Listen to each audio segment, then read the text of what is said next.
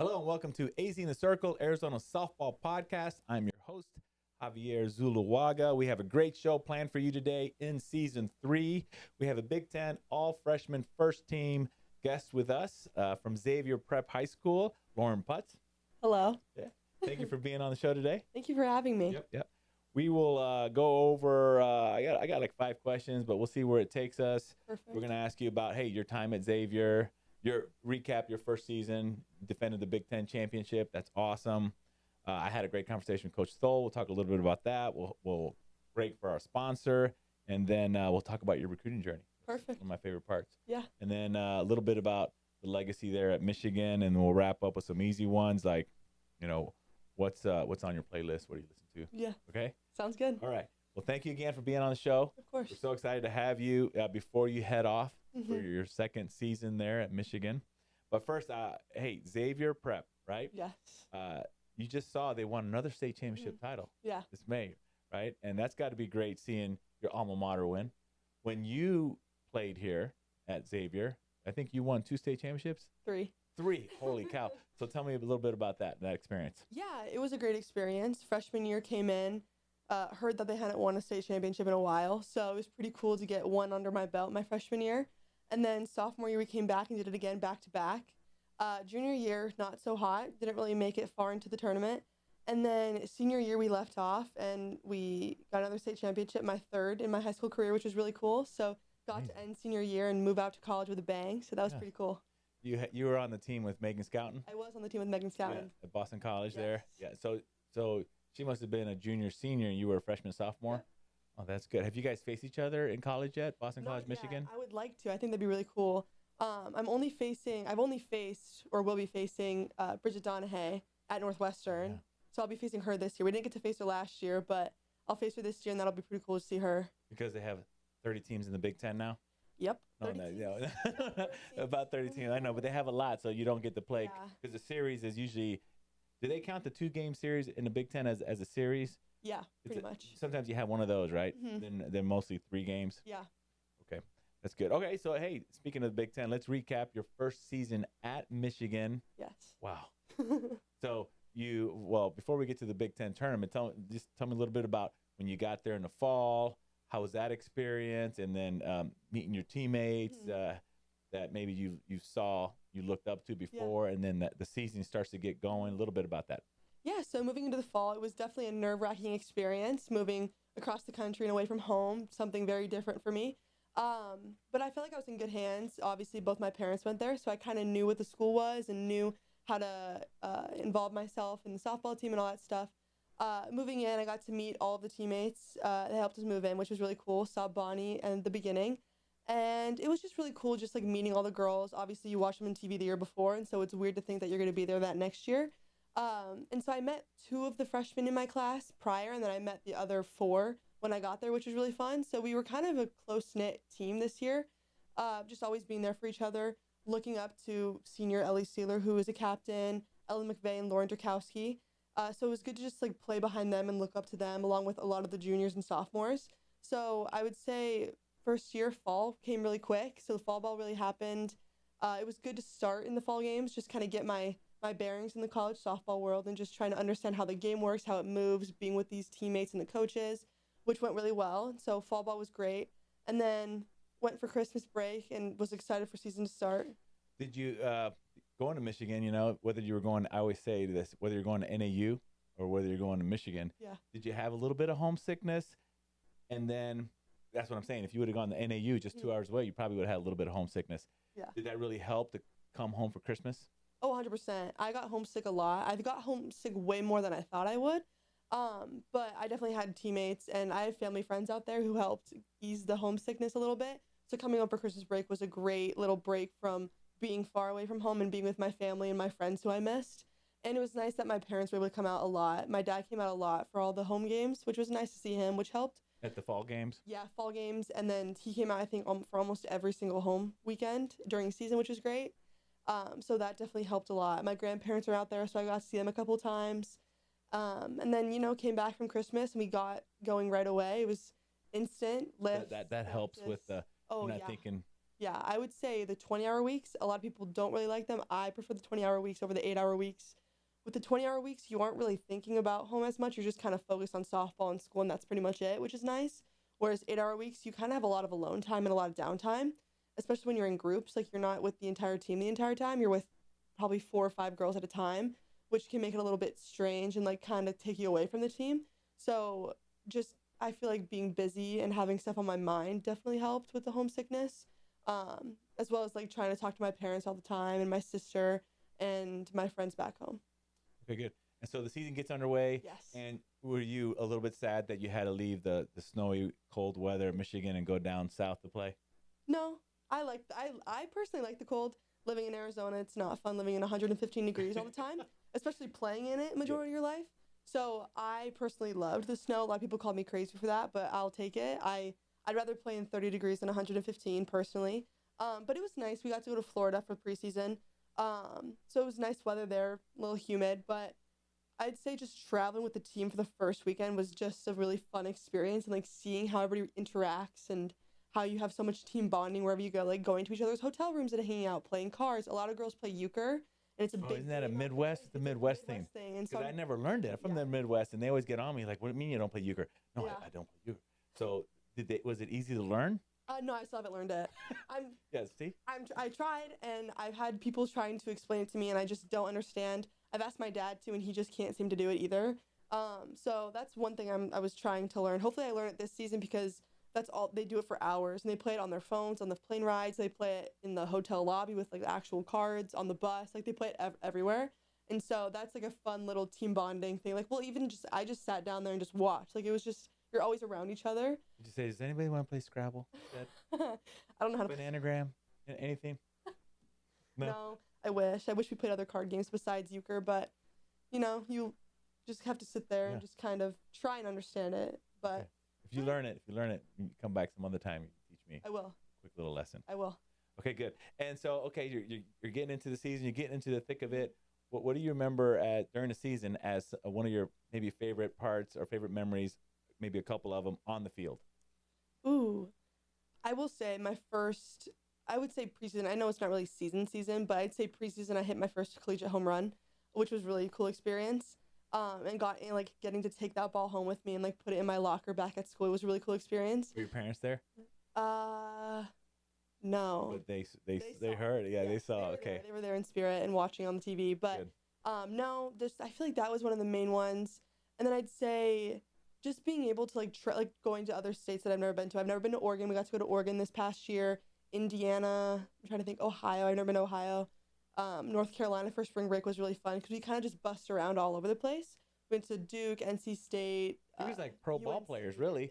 It was all you're doing is playing softball and being together as a team, breakfast, lunch, and dinner. That's got to be great. Oh, it's amazing. It's so much fun. You learn a lot about each other and a lot about the coaches too, like on the outside of the field perspective, which is really fun. And you just kind of grow like as people together, which is really fun. The bus rides are the best part. I wish we bused a little bit more. I think we bused maybe 2 or 3 times. We flew everywhere else because it's so far with the Big Ten expansion now. Thankfully, UCLA got to come to us. We didn't have to go all the way to California. But, I feel like the travel is just, like, the best part. I think it's just so fun because you get a new roommate every weekend, so you get to learn more about that person and, like, share, like, a space with them. And then... Did Coach Stoll put you with a freshman roommate, or were you another athlete from another sport? How do they do that in Michigan? Or do you get your choice? In the dorms, we got to choose. We all had volleyball players, and one of the girl who I was rooming with, she's from San Diego and she's friends with my cousin. So I kind of knew her prior. So it was a cool little connection we had. So we just decided to room together, and it was great. And it was cool because we got to meet like all the volleyball girls through the softball girls. So it was like we knew softball, we knew volleyball, we knew soccer, lacrosse. Like you just kind of learn and like know all these different athletes, whether it's in class or in the dorms. It's just like a fun, like growing circle of people. And so, Bonnie usually lets us choose our roommates, I think, or at least request to be with an athlete, because especially a different sport athlete, because you're with your teammates all the time. So having a different sport definitely helped because you got your own alone time when they were in the fall, and then we're in the spring. So you kind of got the dorm to yourself and got to grow your circle of people with like the teams. Yeah. That's great. Okay, so then you get to the Big Ten tournament. Tell me about that. What do you remember about that? I remember driving to Purdue, and I've never been to Indiana, and we stayed in this hotel, and it was like in the middle of campus of Purdue, which was really, really cool. This is the Purdue Hotel, the one that's it's all. Yes. It's got a great carpet, Purdue carpet, and inside's decorated Purdue everything. Yeah, I forget what it's called, but yeah, it's a great hotel. It was an amazing hotel. I got to stay with one of my best friends on the team, which was really cool. And we were there for, I want to say like it felt like a week. We were there. Both my parents were out there for that weekend, which was really cool. I remember driving to the stadium, and there was Bittinger. Yeah. Yes. It's a beautiful field. It's gorgeous, and you have like the hills in the background outside of the outfield fence. They had all like the flags marked with like all the Big Ten schools. And I remember we warmed up on the baseball field first, and their baseball stadium is like ginormous, and their cages are really nice on the inside. So we got to warm up there every single day. And then they started putting the game that was happening on like their big screen in the baseball stadium. So like both teams were watching it as the game was going on. And then just walking, like they had a snack tent, they had like all this different stuff just for you to just like enjoy it. Like they had bleachers in the outfield to sit on.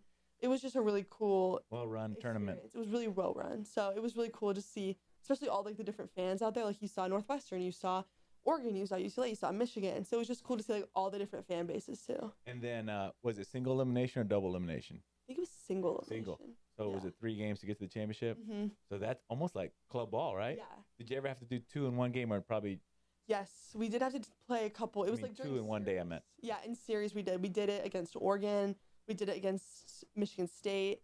And it was just because of weather delays and like weather problems. But in the tournament yourself? No, not in the tournament. Just one game? Mm-hmm. Which was really nice. You stayed in, winner's bracket the whole way. Yeah, pretty much. It was really nice. And then how was it, you guys, I don't know who was in the championship game, but did you guys kick butt and it was, okay, we kicked their butt, we won, or was it one of those games where it was close to the very end? I'd say, who did we play first? We played, maybe it was 5 games to the championship, because we played Wisconsin first, and then we played, maybe was it Purdue? I think it was like Purdue, and then it was Oregon, and then it was UCLA. I will say Purdue was kind of like a back and forth. Oregon was a 5-0 after they beat us 3 times in the series. Wisconsin That's right. Was That's hard to beat a team so many times in a season. So it was really an advantage you guys, even though you had lost 3 times to them before, to come back for them to beat you the 4th time. Yeah. So, and then Wisconsin, I think, was pretty close too. I don't know why it got so close, but I think it was like 2-1, 3-2, something like that. And then, Purdue was back and forth. Oregon was a shutout. And then UCLA was 2-0. But there was always like chances for them to score. So it was always like you held your breath in the dugout watching defense. So that was like, I'd say it was a close game, like just like stress-wise and like mental-wise. 2 big, great teams going at each other. So that was a really great experience. Like a Rose Bowl matchup for softball, right? It was like a little Rose Bowl matchup. So it was cool just experiencing that like in the dugout and playing on the field was really, really cool. So it was a really fun tournament. Good. Okay, so then you finished this, and then you went on to the NCAA tournament, and I guess only the World Series, only Texas gets to feel like happy on the end. Yeah. What did you do to maybe ease down or blow off some steam or recharge your battery? What did you do this summer that you had fun?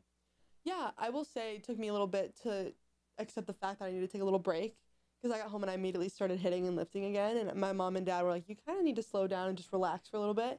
And I'm someone who's always like a go, go, go kind of person, and especially the year before you're done with high school and you're straight into club again, and you're doing all these summer tournaments and like week-long in Colorado and PGF.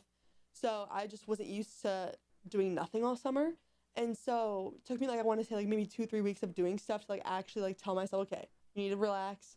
So I would be with my siblings. My sister had foot surgery, so she wasn't on her foot at all. So I was kind of staying with her, catching up with old friends from high school and club ball, and then traveling to California with my family for my little sister who plays beach volleyball. So she has like lessons and practices and tournaments out there. So we kind of stay out there for her now instead of me, because no more softball.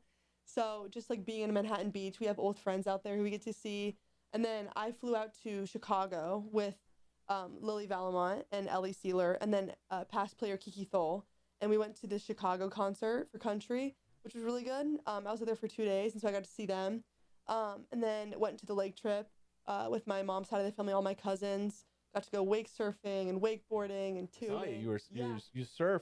I was like, well, she's a surfer. Yeah. And you're like, lake surf, but no, lake surf. If you wake surf, you can surf. Maybe in a couple years. Okay, We'll see. We'll see if I have the guts to go into the ocean and try and surf. But Yeah, just like that kind of stuff. Being with family and friends was like a big thing for me. Just And then to you feel like it wind got down. winded down, but Yeah. then it recharged you, and then you were eager to get back into Yes, it. yes. I will say I'm very eager to go back. As much as I hate leaving my family and friends and all of that behind, I am excited to go back to Michigan and move into my house and be with my teammates and start fall ball, meet the new freshmen, and all of that fun And you stuff. think that homesickness has gone away?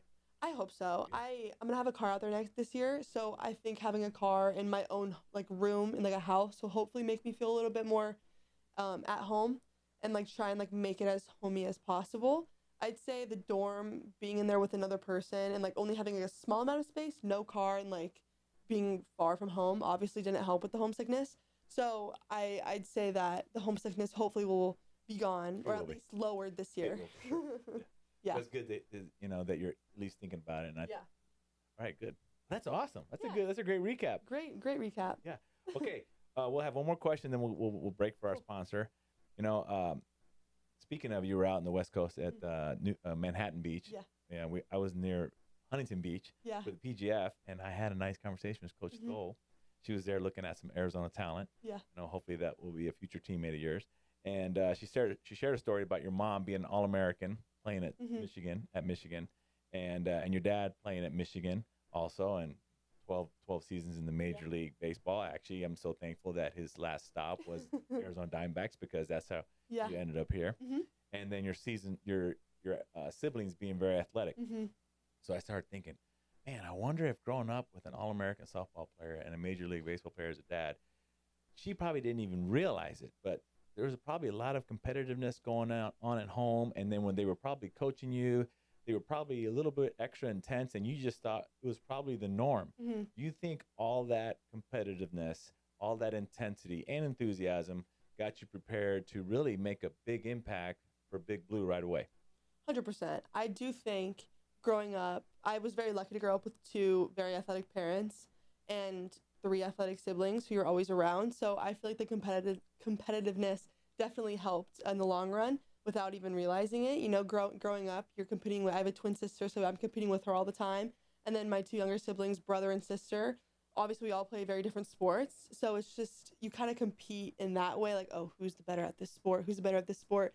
And I grew up playing with my sister all the time, volleyball, softball, soccer, all that stuff. So always having that competitive nature. And then, like you said, my mom did coach me from 12 to 14. So always having that voice in my head. She was always very nitpicky about everything. So Attention to detail. very attention to detail. So anything about fielding, hitting, running, throwing, anything like that, there was always, oh, you can do better. You can do better. Never like, oh, good job. Like, okay, that's fine. Do better. You can be better. Be better. And then it kind of just like stuck in my brain. And then when my mom wasn't coaching me and my dad helped out, like as an assistant coach, like he wouldn't really get mad at me for things or like really nitpick anything because he was just a pitcher. So he doesn't really know the whole hitting stuff or all the, where my mom was a slapper and a power hitter. And He just knows how to strike him out. yeah, he just knows how to throw. You probably made him upset because he couldn't strike you out. No, I'm just kidding. Probably, we'll see. Yeah. But so yeah, I just having that voice in my head of my mom, like, oh, you could do better, be better, be better, and that's why I'm so hard on myself, because I have that little voice in my head, and I feel like if nobody's gonna tell me, I'm just gonna tell myself, like, oh, I made this mistake, I can do this. I made this mistake, I need to fix this. And so definitely that helped, the competitive nature and just preparing me for like the mental battles in college ball and just trying to stay calm in the moment and not get too ahead of myself. And then I was thinking, with all that training, right? And then I know you got coached by some great tough coaches here in Arizona, and it's 115, 112. So I think the Arizona softball players in general are pretty gritty because of what the conditions they face year round, and they benefit from the good weather. Yeah. Even though sometimes it's like an oven because they get to play a lot. So anyway, so I'm thinking, oh, when she showed up at Michigan, she was so well prepared that she probably didn't even know how well prepared she was until maybe like, when did you know, holy cow, all this has paid off more so than the norm? I would say in the fall. I know I talk about the fall a lot, but in the fall is like, it's your intro to college ball and like how a college team acts and how they play against other teams like at their college stadium. So I would say fall ball first game I was able to start, and I started in like the 6 or 5 hole. I was just hitter and just hitting my first triple that game and just like getting on base, keeping it simple. And I feel like that's where I really like got my bearings of, okay, I'm in college and I can do this. Like, It's just a game, softball. right? That's what your parents taught you. Softball. You were saying that before when we were talking, that your parents say, "Hey, no matter what, remember, it's just a game." What were you saying to me? I would say they did tell me it's nothing more than just softball. You know how to play softball, so just go out and play softball. Like, nothing's changed. All that's changed is the speed and the power. Like, nothing else has changed. Like, it's still the same fundamentals. It's still the same, like, ideas and everything you know about softball. It hasn't changed. So just, like, keeping it simple and doing what I know how to do best. And I feel like that definitely prepared me the most for this college level. And I feel like that's definitely where I thrived, with having both my parents' voices in my ear and just trying to stay calm. I also work with a mental coach on the outside. And so having her also in my mind, just like, okay, like, keep your mind, keep your composure, like, all this stuff. Like, you can do hard things. Like, I've done hard things to get here, and I'm going to continue to do hard things to stay here. So it's just about, it's like an ever changing battle, and you just have to stay composed through it. I've always thought it's something like, you want to have a sense of urgency, you want to do great, but when you're not making the progress that you want, you got to give yourself a little bit of grace, but keep pushing yourself. Yes. I would think there's some kind of balance there. Yeah, I'd say so. I definitely had to understand that, because there were some times we would play some teams, some very tough teams, and you don't hit as well as you want to against these good pitchers, and you just have to take a step back and take a deep breath, talk to your hitting coach. I would talk to my hitting coach almost every single day after a game, go through film with her and see what I'm doing wrong, figure out it's just like a mindset thing, talk to my mental coach and figure it out.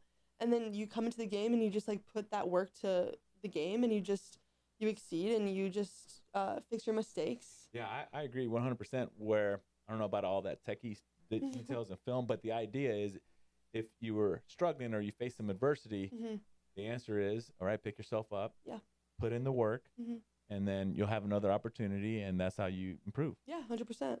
That's great. Well, hey, that's an incredible first half of a show. Yeah. We're going to take a quick break to hear from our sponsor that helps us keep our lights on. So we'll be right back. Home Repairs and Remodeling is proud to sponsor Season 3 of AZ in the Circles podcast. They love the game of softball. Home Repairs and Remodeling has been in business for 20 years, established in 2005. Now, for homeowners looking to remodel their kitchen, who have a vision of this functional, beautiful place to make homemade meals for their loved ones and entertain family and friends, call Home Repairs and Remodeling today at 602-686-8354 or visit their website, homerepairsandremodeling.com. Also, Home Repairs and Remodeling provides a solution to the affordability issue in the Valley by building ADUs, auxiliary dwelling units.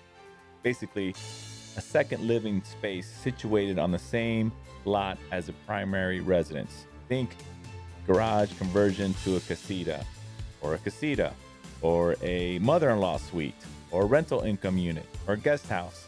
Again, call Home Repairs and Remodeling today. Home Repairs and Remodeling, your vision, our know-how. And we're back. Thank you so much for sponsoring our show. All right, we got 3 questions. My favorite part is your recruiting journey. All right, so share your recruiting journey leading up to September 1st. Let's put it this way. The summer before your September 1st, what was the mindset going into that summer for you?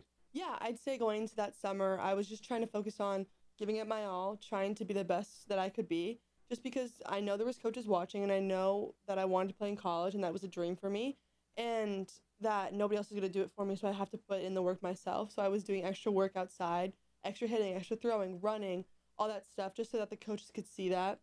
Giving it my all in warm-ups, because warm-ups, everybody's watching. Like, you never know when someone's watching, so you just have to be prepared and know that they're watching. That's a great tip. Yeah. For all those athletes out there watching, student athletes watching, that I've heard that from coaches. Please, catcher, when you're throwing it down, throw it.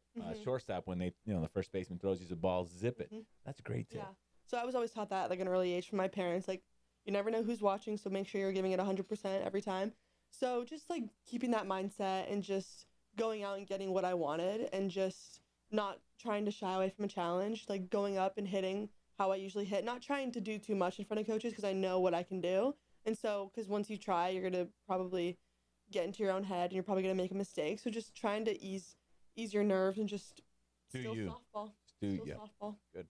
And then what do you think worked best during the recruiting process in terms of, it's that summer before September 1st. How did you get the coach's attention? What were you doing? Was your coach, great coach you had with a lot of great connections, was he communicating, or were you using X or Twitter or DMing or email? How was that working for you? Or camps? What do you think worked best? I grew up, I didn't use social media when I was growing up for softball or anything like that. Didn't use any of like the film stuff. Like I didn't post videos. I just would go to camps and I would email coaches. My mom and I made a resume for my little softball career. So like just like state championships, like little bits and pieces of like awards and stuff, and like headshots and stuff. And I would email that in the first email I would send a coach. And then I would give a little introduction, like, hi, my name is Lauren Putz. I'm this years old. I'm at this school right now. And then every time I would go out of town for a weekend for a tournament, I would send those coaches that email, and then I would give them the list of the times I was playing, where I was playing, what field I was playing at, and who I was playing. And so then they all had like a schedule, because it's really hard to get into contact with coaches who are going to see everyone. So you kind of have to stand out in that aspect. So just giving them day, time, when, where, and who. And then also that resume also kind of gives them like an idea of who they're going to watch, as well as the introduction. So I grew up just emailing coaches. Like I would email them during school. My mom and I would email together, like in between like classes or in between like softball and like being at home. Like we would just like sit down, just like email a bunch of coaches. So that's what worked for me. I know people who use like Sport Recruiter or something like that. Or like a platform where you can have your highlights there. Yeah, so I know people who use that. I just emailed. That's all I did. Great. And then, okay, so then September 1st comes. How was September 1st? Whether you got calls, whether you didn't get calls, what was that experience like? What was the you were looking forward to it that night? Yeah. Do you remember? Yeah, I do remember. It was the night before, and I was getting very excited. And I remember I was like, okay, I can't stay up late. Like, I have to go to school in the morning. Like, I'm not going to think about it. I'm just going to let it happen. And I remember once it hit midnight, ASU coach texted me. And the only unfortunate thing is that the coaches in the Midwest, like Northwestern and Michigan or Minnesota, they can't email me yet because it's 3 a.m. their time, and it's not even midnight my time. So I got a text from ASU that night at midnight, like 12 o'clock hit, and boom. And so then I was like, okay, like I was like all like smiling. I was like, okay, this is happening. And then I went to bed, and I tried not to think about it. Couldn't really sleep that night because I was so excited. And so then I woke up the next day, and I had like 5 texts. I had a text from A&M. I had a text from Northwestern, Michigan, of course. Looked at the ASU one again, like just like a bunch of texts from all these coaches who I've heard of and you're know. telling your parents, and you're thinking, and you're going to school. I like showed them, like some of them were sending like fun like videos like in text. I was like, this is so cool, like this is so surreal. And like it just kept happening like throughout the day, and then I would text them back like in between classes, trying to set up a phone call appointment. And so I called I think maybe 5 of them that night because I was just so excited. And it was just like a cool experience, and just like coaches reaching out who you didn't think would reach out. Like Alabama reached out, and I never thought that they would reach out. A&M Trisha Ford reached out, and I love Trisha Ford, so it was really cool to see her reaching out from Texas instead of ASU this time. So yeah, it was a really cool experience. And like all my friends were like, oh, did you get any texts? You get any texts? Like some of the teachers whose daughters play softball were all asking me like, oh, like, did you get a text? And I was like, yeah, I got this, and this, and they're all just like congratulating and so great. excited. So, and then I would just keep updating my parents. I'm like, guys, like this coach, like blah blah blah, and then I'm gonna call this person later. It was just a really cool, really fun day. And then did you have your questions prepared ahead of time? Had you role played with your mom or your dad? My mom and my dad, we would like make a list of notes and be like, okay, like let's ask this question, or like let's ask this question. And then sometimes they would like sit on the call and just listen what they're saying, because they were like so cool. And so just like listen to them talk, take notes down, like, and then I would be like, guys, this is what this school is about. Like I would tell them like what they obviously knew Michigan, but I was like, guys, like this, and this is what Bonnie said, this, and this, and then Northwestern, this, and this. Like I would just like go through the list with my parents that night after. So it was just a really cool September 1st experience. I'd say it was like everything I wished for and more. Good. Everything you worked hard for. Yeah. And then, okay, so now Coach Stoll, how did it go from the phone calls, the excitement, to we want you to visit? And did you pick them as one of your visits? Yeah, so the visits, like they kind of ask you on the phone call that time, oh, like we would love to have you out for a visit. So I went to Northwestern first for my visit. Great experience, great school, loved the coaches. Bridget Donahue, I got to see her, so that was really cool. So went on that visit first, and then I want to say like a week or 2 later, I went to Michigan. And during a football game? I went to Penn State. I remember which game it was. Penn State. It was a maze out. It was really cool. And I kind of go back in my memories and I just see like all the maize that we wore that day and like the photos that we took, which was really cool. And Which we'll be showing here, Casey, during this when you're talking. So yeah, so then that visit was really cool. I remember I got offered before I went to the football game. Bonnie pulled me and my parents in the office. In Ann Arbor. hmm Which, okay. Yeah, it was really cool. And then went to the football game. I think I might have cried maybe a little bit because I was like, this is so cool. Because I've been to football games before there. But like being there on my official visit was just like a surreal moment. You're on the field. I was in the field and I was like in the student section with like all the girls. It was just so like such a surreal moment. And it's packed, right? Yeah. It's sold out. It was so like Is it 108? Okay, I was gonna say 108, 110,000. It was so packed. And I remember we walked back and I was like texting my parents like I'm gonna commit here. I'm gonna commit here. And I had a visit. You're texting them that to your parents. I said I'm going, and I had a visit lined up for A&M after, but I was like I can't see myself anywhere else. Like I literally can't see myself anywhere else. So then committed. When did you know? Because everybody talks about when you know, you know. Yeah. So was it Saturday morning when you met with Coach Stoll and she offered you, or was it Friday night on your? I don't know when you got there on your visit. I'd say part of me kind of knew when I landed and got there because like Michigan's always felt like home to me because I visited so many times. Like it was like a crisp fall air and it was just like it was just like a surreal moment like being in Michigan with my parents who both went there and I'm going on my visit with them. Like that was kind of like a little like telling tale that I kind of knew. And so then when she offered me I was like, oh, this is so cool. And then I went to the football game and was like, oh, I want to come here.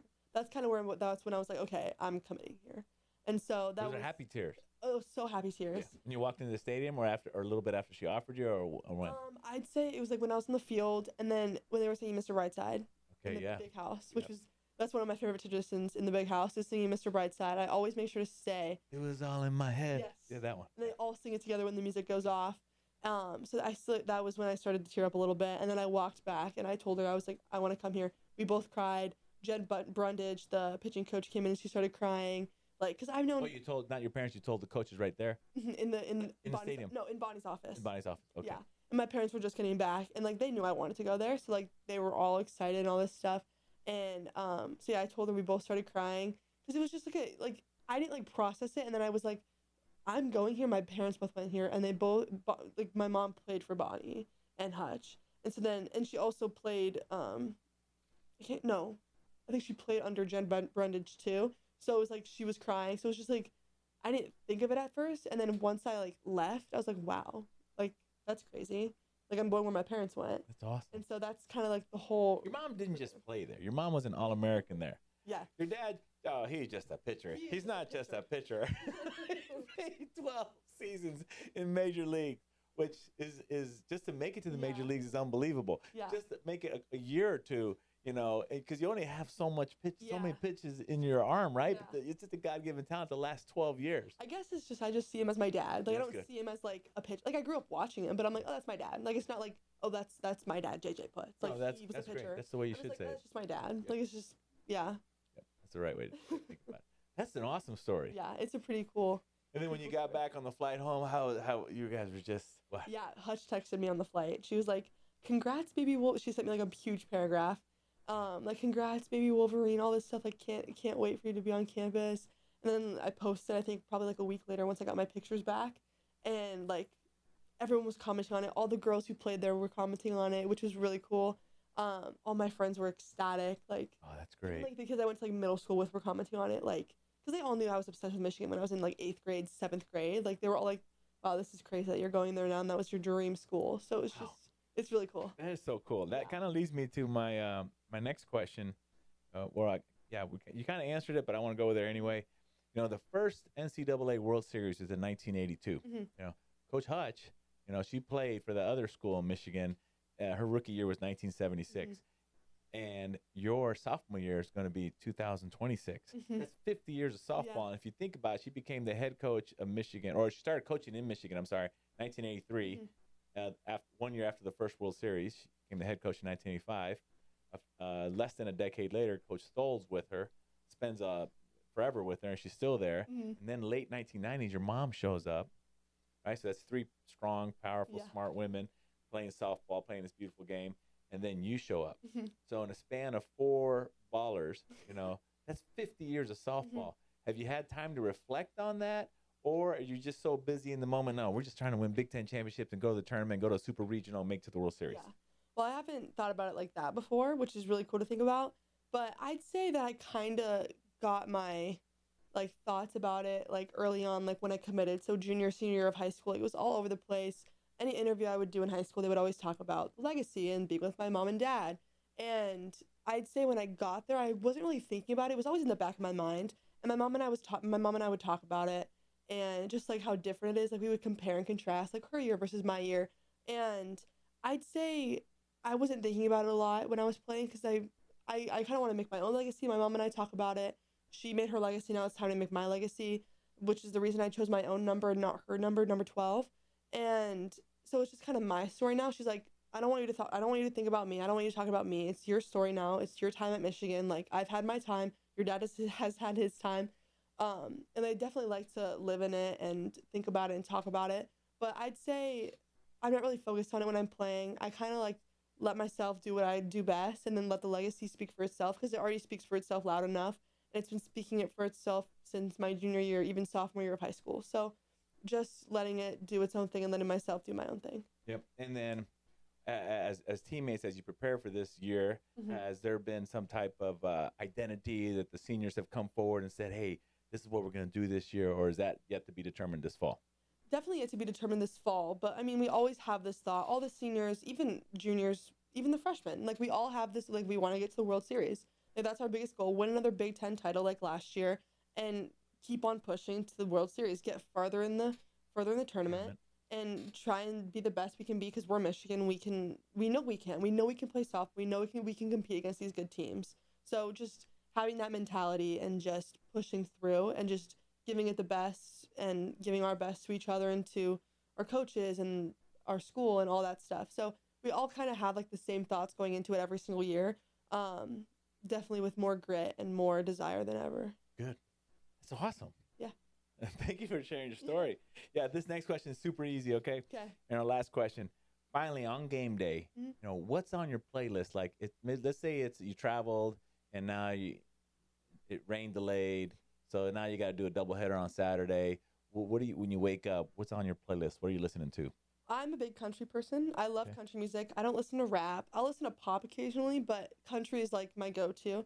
I have like a country playlist that's like probably 800 songs on it. It's a lot. But so yeah, I listen to country. A lot of people have their own preference. Obviously, nobody really likes to listen to country before a game in the locker room, so we always have fun rap and pop music in there. But yeah, country is the only thing because for me. it doesn't necessarily get you way too high. Yeah. And if you listen to the words, you might get way too low. Yeah. But if you listen to the beat and the rhythm of it, it's never too hard. Yeah. And I think it's a good pace. And I like listen to it before a game. I listen to it when I get ready, when I lift. Like I love country music. Yeah, that's great. And then, well, if you had a walk-up song, do they give you a walk-up song in Michigan? Yeah. Okay, what's your walk-up song? So my walk-up song my freshman year was "Lights Go On" by Jason Aldean, which was a good song. I want to change it this year. My dad really, really wants me to play A-OK. I think one guy he likes in the MLB plays it, and he thinks it's a really good song, so I might do that one. Because I can't really find a good country song aside from that one that I used this past year, so I might shy away from the country and use the one that my dad likes. So yeah, well, we'll be listening. I love that ESPN Plus thing. Oh my God, it's like nonstop softball all weekend long. And if there's a team that I like I save them, right? Yeah. And then I just watch them. And then I tell everybody, don't tell me. I don't care because I can pause it and go back and look at it. I love it. Yeah. It's great. Well, hey, this has been a fantastic show. Thank you for coming on, season 3. And if you liked what you saw out there, Asian Circle, Arizona Softball Podcast, please spread the word. Follow us on YouTube, subscribe, follow us on X, on Instagram. We put all the trailers there. We put all in the full podcast. So thank you, Lauren Putz, for joining us. Yes, thank you for having me. Yeah. Have a great fall. Thank you. And then enjoy your Christmas break and then go kick butt, win another Big Ten championship. Thank you. All right, Javier with Asian Circle, Arizona Softball Podcast. Thanks for watching.